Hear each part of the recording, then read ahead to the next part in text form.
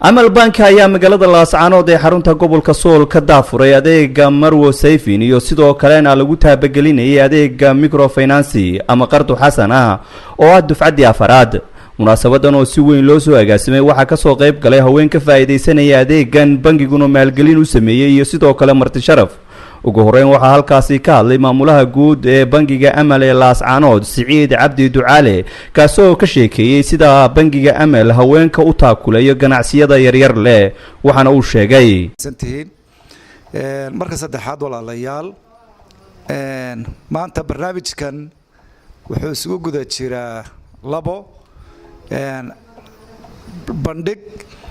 sida hadda wiilku idin sheegay la soo bandhigayo barnaamijkan marwo sayfin oo hore idinka sheekeeyay macluumaadkiisa qofka bini aadanka ahi sida loo ogyahay hadda noloshu dhigaalkeedu waa kayd oo qofku hadduusan kayd lahayn horumar ma samayn karo xaj ma tegi karo guryo ma dhisan karo horumar kale ma gaari karo marka inay gabdhuhu ay kayd yeeshaan oo dakhligood ay samaystaan ay ku kaydsadaan bangiyada ay la macaamilaan oo bangiga Amal barnaamijkaas marwo sayfin aanu u keenay inay gabdhuhu akoonnadii intay furtaan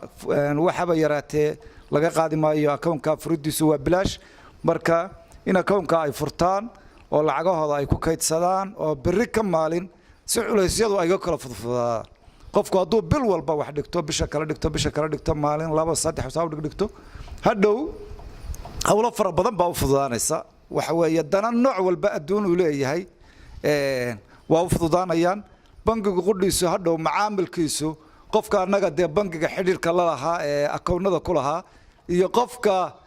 kaligiis iska soconaya hadhow way kala duwan yihiin marka xitaa maalgelinada iyo qofka la maalgelinayo taas waa taas oo waxaan idinku soo dhaweynaynaa maanta barnaamijkan marwo sayfin inaad ku soo dhawaataan oo dumarkii ay si dhaqaalahoodii iyo noloshoodii iyo isbedel ay ugu sameeyaan inay keed yeeshaan barnaamijka labaad ee aan ku soo dhaweynaynaa waxa weeye waa microfinance oo run ahaantii maantana iyadan aan halkan aan xafladiisa ugu qabanayno dufcaddii afraad ee bangiga Laascaanood gabdhaha ganacsiga yaryar haysta aan ku siinayno lacag ay ganacsigooda kor uga qaadaan arinta iyada ah saddex dufcadood baa idinka horeeyay waxaan mar u mahad celinaynaa xawaalada Amal bangi oo maxay tahay noo fidisay barnaamij cajiib ah oo aan hore u jiri jirin gobolka Sool oo maxay tahay mar ay samaysay xaflad cajiib ah oo dhaheen gabdhaha ayaanu shaqada ku dareynaa oo gabdhihii shaqada ku dareen markii labaadna ay hooyooyinkii baamishtarka yaryar haystay ay maalgeliyeen runtii anigu laba jeer maanta iyo mar kale ayaan ka qaatay aad iyo aad ayaan ugu mahad celinayaa waxaan ka faa'iido aad u yaab leh waayo waa qardan xasanaad oo waxaan waxba saareen oo shaqsiga aan waxba laga rabin marka aad iyo aad ayaan ugu mahad celinayaa waxaan leeyahay soo dhawaada waxaan leeyahay waad hagaajiseen hooyooyinkii iyo guriyihii ayaad u dhaadhacdeen ubadkii ayaanu ku manage garaynay guriyihii ayaanu ku maaraynay hawlihii oo dhan iskuuladii waxbarashadii quraankii wax walba oo lagu maareeyay noloshii oo dhan ayaad ka fadgarayseen insha Allah waxaan ilaahay idinka rajaynayaa khayr fara badan annaguna waxaan nasaaran xil waanu ka soo bixi doonaa insha Allah kala jirta barnaamij kale isna aan furi doono oo microfinance oo isna deymaha fudud ee qardul xasanka loo yaqaan marka barnaamijka marwo sayfin soo Amal bank uga shaqeyn jiray waana barnaamij loogu talagalay haweenka ka weyn da'doodu 18 sano inay ka faa'iideystaan sida halkan aad kaga muuqdo hadeer barnaamijkan oo hore loo soo tijaabiyay oo leh faa'iidooyin fara badan kaas oo ay ka heli doonaan haweenku faa'iidooyinka adeeg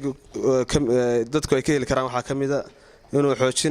xoojinta shakhsiga iyo waxtarka u leeyahay haweenka kor u qaadista horumarka dumarka iyo dhaqaalaha qoyska kobcinta hantida dumarka iyo tan qoyskaba iyo maareynta baahiyaha lamaanaha ee qofka iyo qoyska ka faa'iideysiga adeegyada kale ee bangiga Amal Faarax Maxamuud Dubaad Goobjoog